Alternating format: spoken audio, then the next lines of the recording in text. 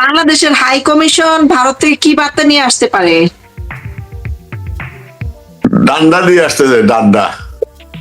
দেশের বাচ্চারা তোরা আমার পাঠাইছো, রকেট কিন্তু রেডি তোর পাছা দিয়ে দেওয়ার জন্য। আমারে পাঠাইছো ওই জায়গায়। ওই যে জুলাইয়ের একটা স্তম্ভ বানাইছে না, লিঙ্গ স্তম্ভ শাহবাগ, এইটা ঢুকানোর জন্য হাদিলিঙ্গ হবে এখানে, হাদিলিঙ্গ। হাদিলিঙ্গ ঢুকে যাওয়ার জন্য ভারত কিন্তু আসতেছে চারদিক থেকে ঘেরাও করে, আকাশ কিন্তু মেঘে আচ্ছন্ন। সাভারে তো ওই যে জুলাই তো শেষ, তাদের কাছে জুলাই তো কিছু না, জুলাই তো শেষ করে ফেলতে। কারণ খালেদা জির একটা ওয়ার্ড, একটা লাইন আমি ভিডিও সোশ্যাল মিডিয়াতে পেয়েছিলাম কিছুদিন পূর্বে, যে বিএনপির যদি প্রতিপক্ষ কোনো বিরোধী দল থাকার কোয়ালিটি থাকে তাহলে সেটা আওয়ামী লীগেরই আছে, জামাতটা বাতে এইগুলা মুনাফিক দল। এই লাইনটা, এই কথাটা চিরজীবী হয়ে থাকবে। তারেক যা নিশ্চয় ভারতের সাথে সখ্যতা করে কোনো কথা বলে এসেছেন। দেখুন ভারতের বিরুদ্ধে কিন্তু সে একটি কথা বলে না, আওয়ামী লীগের বিরুদ্ধে কিন্তু কথা বলছে না। আজকে যে আসিফ নজরুল আবার এই জায়গায় বিএনপি আওয়ামী লীগের মধ্যে মাঠটা লাগাইতে চাইছে। আজকে অলিরা কোথায়? অলিরও কথা শুনে কোথায়? অলিরা আখতারুজ্জামান কোথায়? অলিরও কথা শুনে বকুল হাসে। বকুল তো হাসে না, এখন রাজাকার হাসে। বকুল তো হাসবে না, বকুল হাসলে তো আমি ভালো হইতো। রাজাকার হাসে, আমি বলি রাজাকার হাসে। বকুল তো ভালো জিনিস। অলিকে নাকি জুতার মালা দিয়ে বরণ করেছে জামাতের আমির। জুতার বাড়ি দিয়েছে, আরো তো দিবে। আখতারুজ্জামান একটা ভিডিও দেখলাম, সে ইয়ে করতেছে। আচ্ছা যাই হোক, আমরা ভারতের বিষয়ে আখতারুজ্জামান বলতেছে আমি এবার নির্বাচনে দাঁড়াবো না, তবে জামাত যদি ক্ষমতা যায় তা নিশ্চয়ই আমাকে এক জায়গায় বসাবে। অর্থাৎ ওদের কাছে ক্ষমতা তো আর কিছুই না, সে নির্বাচন করতেছে না। ক্ষমতা হচ্ছে তাদের সব জিনিস। সাপ যখন গড়তে যায় সোজা হয়ে কিন্তু যায়। এনসিপি যে সাপ, তারা যে জামাত থেকে বের হয়ে এসেছিল, সে জামাতেই কিন্তু বিলীন হয়ে গেল। এত হম্বিতম্বি 300 আসনে প্রার্থী দেব, সরকার গঠন করব, ডাস্টবিন শফিক বলে দিল যে এই কি নাহিদ নাকি প্রধানমন্ত্রী হবে। এইগুলা প্রধানমন্ত্রী আশীর্বাদ করে দিল, তার আশীর্বাদ অনেক কিছু হয়ে যায়। তারপরে 7 সিস্টার দখল, এই যে হাম্বি তাম্বি। এখন কি দেখলাম আমরা, এরা আসলে সবাই ক্ষমতার জন্য সবকিছু করতেছে, এই আর কিছুই না। দেশের জনগণের উন্নয়ন কেউই চায় না। এই যে অলি এনসিপি যে জাতিকে ধোঁকা দিল, তারা নতুন প্রজন্ম ছাত্র তরুণ দল বলে তারা নতুন বাংলাদেশ, ওদেরকে ইউনূস পছন্দই করেছিল যে এই প্রজন্মটাকে নষ্ট যদি না করা যায়, কোন জাতিকে ধ্বংস করতে হইলে তার প্রজন্ম, এই যে নতুন প্রজন্মকে ধ্বংস করতে হবে, শিক্ষাকে ধ্বংস করতে হবে। গত 1.5 বছরে শিক্ষা প্রতিষ্ঠানে শিক্ষা হয়েছে, কোন শিক্ষা স্কুলে বিশ্ববিদ্যালয়ে শিক্ষক পিটানো ছাড়া এখনো চলতেছে। এই যে আম্বার নাকি বাম্বার, যে বাম্বার মারতে সে কি বললো এটা, যে হয় বাক্স দেখলে ধরা পড়লে বাকশাল, নয়তো ছিঁড়ে ফেরালাম। ও বাকশাল শব্দটা যে এখানে ব্যবহার করলো, এইটার আসলে আমি কোনো মানে বুঝতে পারছি না। বাকশাল সম্পর্কে কি বুঝে? এই যে দেখতে পাইলে বাকশাল, ছাউয়া মাওয়া ছিঁড়া ফেল, দেখতে পাইলে বাকশাল, এই শব্দটা নিয়ে কিন্তু আলোচনা করার মতো একটা শব্দ। সে বাকশাল কি বুঝাইছে? এগুলা নিয়ে আলোচনা, বাকশাল তো জানেই না বাকশালটা কি। এনসিপির এই যে নেত্রীরা, এই যে নেত্রীরা, আমি তো মুখে শব্দ সেভেন সিস্টার যে তারা বলতেছে যে মূল উদ্দেশ্য ছিল আওয়ামী লীগ শেখ হাসিনাকে, আওয়ামী লীগকে শেষ করা, শেখ হাসিনাকে হত্যা করা। কেন করা? কারণ আওয়ামী লীগ মুক্তিযুদ্ধের পক্ষে কথা বলে। আওয়ামী লীগ শেখ হাসিনা মুক্তিযুদ্ধ থাকলে মুক্তিযুদ্ধ রক্ষা পাবে না, রক্ষা পায়, আর না হইলে রক্ষা পাবে না। আওয়ামী লীগ থাকলে, শেখ হাসিনা থাকলে মুক্তিযোদ্ধাদেরকে হত্যা করা যাবে না, দেশটাকে পাকিস্তানেতে তুলে দেওয়া যাবে না। সেই জায়গায় আমরা সবাই মিলে, সব শালারা মিলে, বামরা মিলে আজকে এই এদের হাতে তুলে দেওয়া হয়েছিল। এখন কি প্রমাণ হচ্ছে? তো বিএনপি কে তো আরেকজন বলতেছে যে ভারতের দালাল তারেক সহ, আমি দেখাচ্ছি আপনাকে।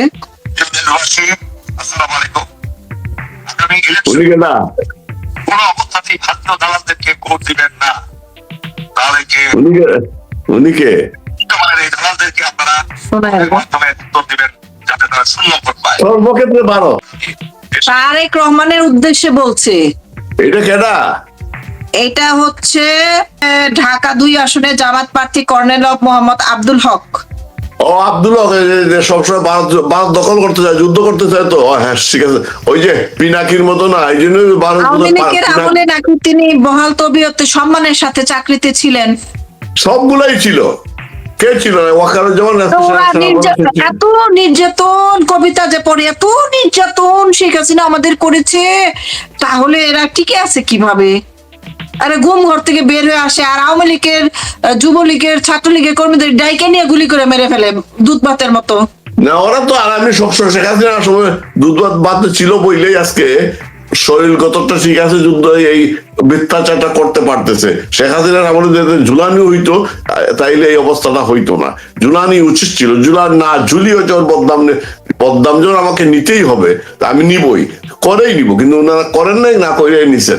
আমি যে কথাটা বলতে, ভারতের সাথে যে একটা যেটা কথা বললেন, তার একটা কারণ হচ্ছে তাদের সামনে, আমি তো পয়হার বলেছি, এইখানে দ্বন্দ্বটা হচ্ছে ভারতকে কেউ মাইনাস করতে পারতেছে না, পারবেও না। কতটা হচ্ছে ভারত কাকে জায়গা দিবে। ভারত তো পরিষ্কার বলেই দিয়েছে। প্রথমত বঙ্গবন্ধু কন্যার বিষয়টা হলো, তারা বঙ্গবন্ধুকে শ্রদ্ধা করে, তারা মনে করে আওয়ামী লীগ তাদের মিত্র, আওয়ামী লীগকে বাদ দিয়ে বাংলাদেশের রাজনীতি সম্ভব না। এবং নির্বাচন ভারতের দালাল হলে ভোট দেন না, আমেরিকা কি বলছে চিঠি দিয়ে? আওয়ামী লীগ হচ্ছে মানবিক দল, তাকে ছাড়া নির্বাচন করলে আমরা এই নির্বাচন গ্রহণযোগ্যতা দিব না। আরো যে কথা বলতেছে আজকে আমেরিকাও বলতেছে। আজকে আপনি তারেকের আসার পর থেকে তারেক বা বিএনপির মুখে কখনো কি আপনারা শুনেছেন এন্টি আওয়ামী লীগ কথাবার্তা? শুনেন নাই। যারা মোদীকে আসতে দেয় নাই ওই সময়ে, মোদীর অপরাধকে কিছু তো ছিল, সরকারকে সমর্থন করেছিল আওয়ামী লীগ সরকারকে ওই সময়। আর মুজিব বর্ষে এসেছিলেন মোদী, তার বঙ্গবন্ধুকে উনি শ্রদ্ধা করেন, এখন তারা শ্রদ্ধা করে। আজকে যে জয়শঙ্কর আসবে, এই জয়শঙ্কর কি ওনারা প্রতিহত করবে না আটকে রাখবে? আর হাদিরে, এই যে হাদির, আমি কথা আপনি প্রশ্নগুলো মনে রাখবেন, এই হাদির লোকজন যে বলতেছে ভারতে, এবং পুলিশও বলেছে শেষ বাধ্য হয়ে, বা মেঘালয়ে নাকি আসামি ধরা পড়েছে হাদির হত্যাকারী। তাহলে কি এরা জয়শঙ্করের আটকে রেখে বলবে তোমাকে আমরা ছাড়বো না যদি হাদির খুনিদের ফিরিয়ে না দাও? ওরা তো বলেছে, রেজওয়ানা নাকি বলেছে এই সরকার আমলে নাকি হাদি হত্যার বিচার হবে, না হলে ইয়ে হবে না। এই 12 ফেব্রুয়ারির মধ্যে কি হাদি হত্যার বিচার করতে পারবে? ওরা কি আসামি ধরতে পারবে? তাহলে কি আসামি আসতেছে নাকি জয়শঙ্করের বেশে? আসামি কি জয়শঙ্করের বেশে আসতেছে নাকি? হাদিকে আটকাইবে নাকি? এই যে ভণ্ডামিটা, এই ভণ্ডামিটা তো আমেরিকা কেন কথা বলতেছে? আমেরিকা একটা পাশের চিপায় পড়েছে এইবার। আমি কিছুক্ষণ গতকালকে একটা ভিডিও দেখেছি, ইউটিউব ভিডিওটা হচ্ছে 1971 কিভাবে সপ্তম নভেম্বর এসেছিল আর কিভাবে রাশিয়া সেটাকে আটকে দিয়েছিল। সপ্তম নভেম্বর আসার পরে ওইখানে পারমাণবিক অস্ত্র ছিল, ক্ষেপণাস্ত্র ছিল, রাশিয়া পাঠিয়েছিল ডুবোজাহাজ, যেটা সাবমেরিন বলা হয়, এবং বলেছিল যে জাহাজ যদি অগ্রশত্রু ধ্বংস হয় তোমাদেরকে আমরা ঘিরে রেখেছি। আজকে দেখবেন ভারতের হাই কমিশনার বক্তব্য দিয়েছে, বাংলাদেশ এবং ভারতের সম্পর্কের উন্নয়ন ঘটাতে হবে। আরেকটা দেখলাম কে একজন লিখছেন যে এই তুরস্ক নাকি মধ্যে রাশিয়া এবং ভারত এবং তারেকের মধ্যে একটা মধ্যস্থার কথা তারেককে পাঠিয়েছে।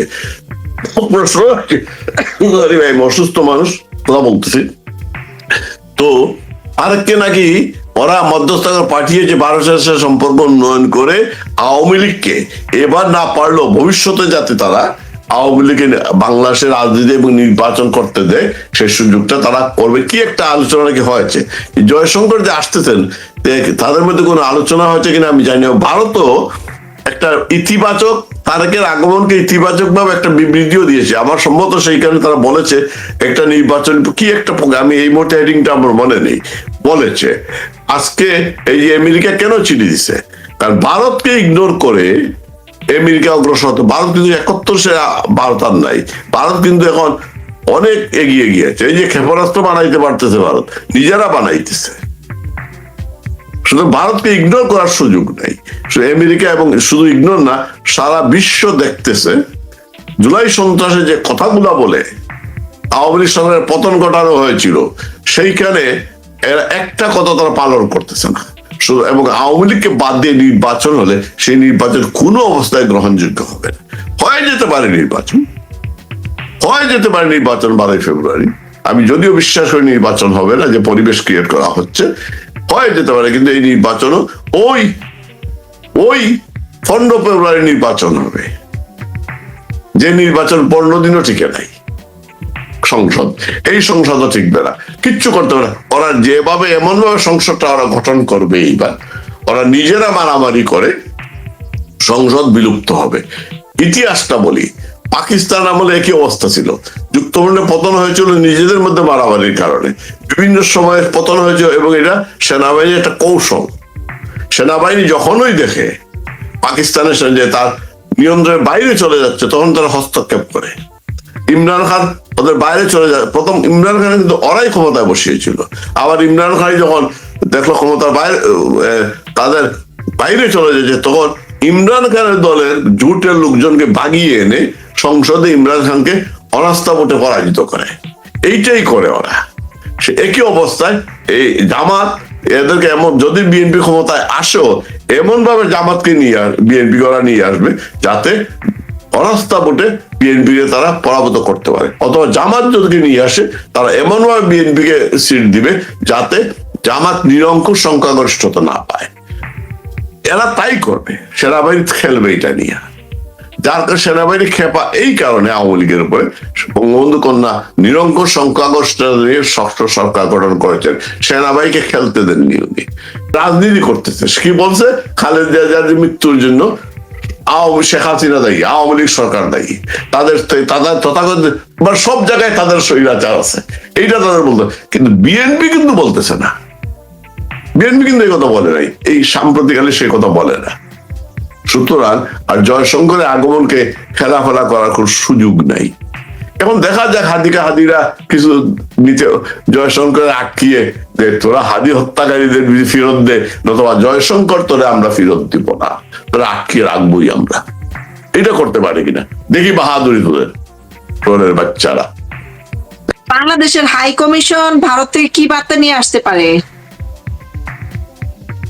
ডান্ডা দিয়ে আসতেছে, ডান্ডা। দেশের বাচ্চারা, তোরা আমার পাঠাইছো, কিন্তু রেডি তোর পাছা দিয়ে দেওয়ার জন্য।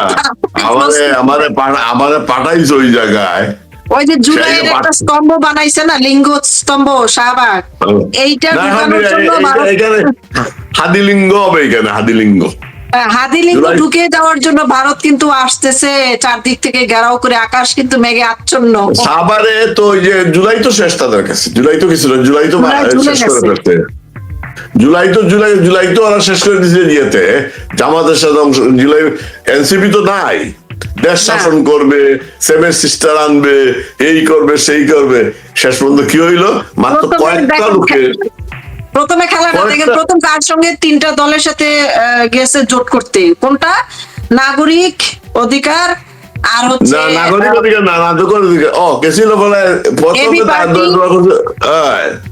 এটা হইল না, তাই না আসলো এবি পার্টি, রাষ্ট্র সংস্কার নাকি আন্দোলন, আর তারা সেইটাও বাংলো ভাঙিয়ে আজকে তারা কোথায় গেল?